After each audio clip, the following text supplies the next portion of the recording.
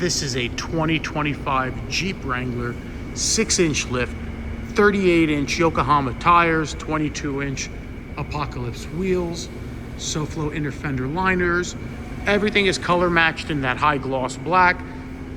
Sniper style fenders, front Mojave style hood, light bar on the windshield, color changing halo headlights, color matched SoFlo stubby bumper with a 9,500 pound winch. The steps are power steps, so when you open the door, they engage. The interior is all waterproof. It's 80% black, 20% white, with a white Lamborghini stitch pattern. The same white is on the dash with a black stitch pattern.